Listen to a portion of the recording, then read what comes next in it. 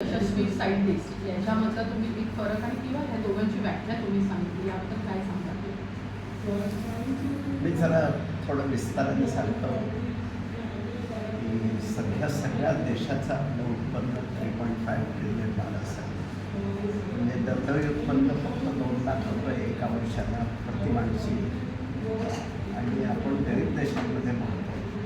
आणि आपल्या माननीय पंतप्रधानांना 3.5 ट्रिलियन डॉलर्सपासून 35 ट्रिलियन डॉलरपर्यंत ही इकॉनॉमी न्यायची आहे.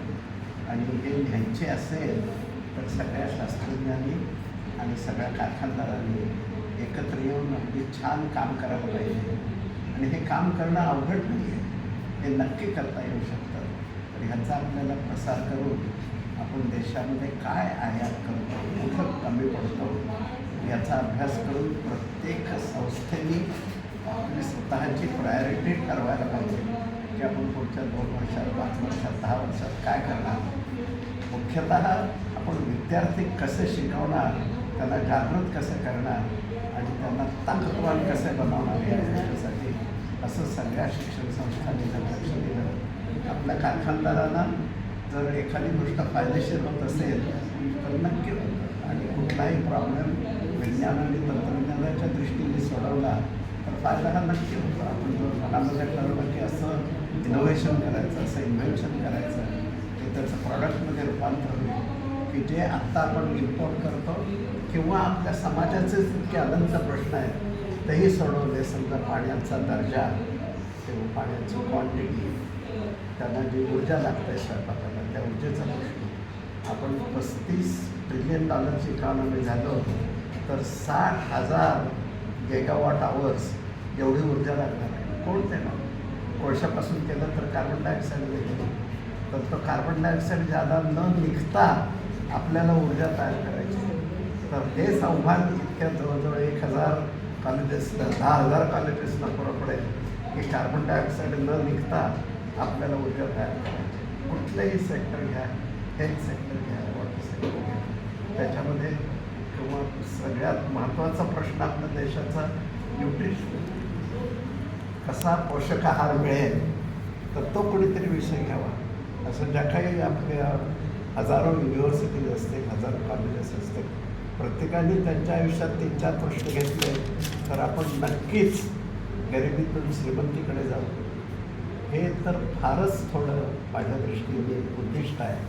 आपण सगळीजणं क्रिएटिव्ह आहोत आणि समाधानी आनंदी आहोत असं मी ते शास्त्रज्ञ म्हणून चित्र बघतो.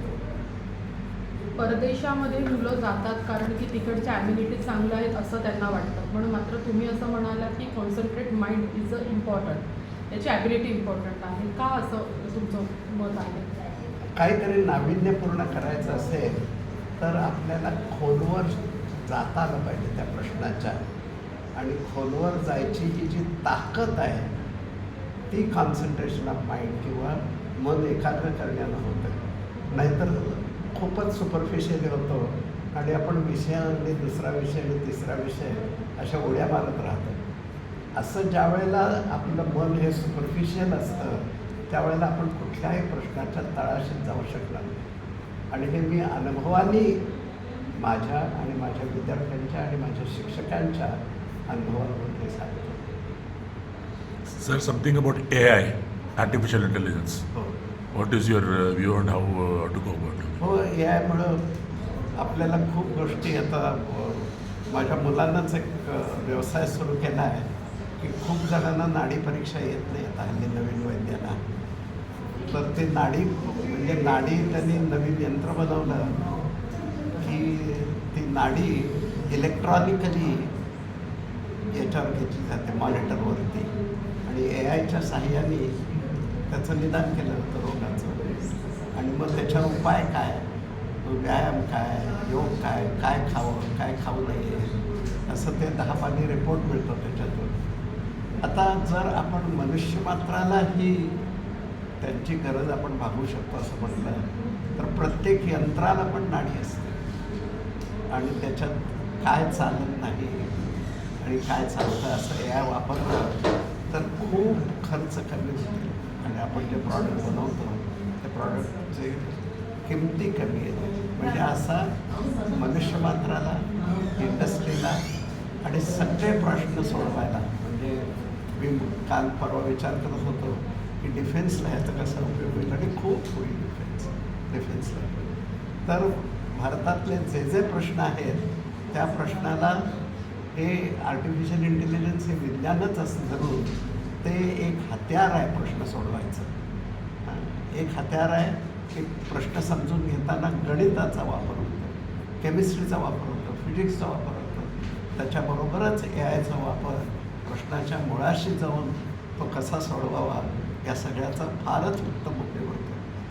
AI आहे, टाईम सिरीज अनालिसिस आहे, बाकी डिजिटल मेथड्स आहे.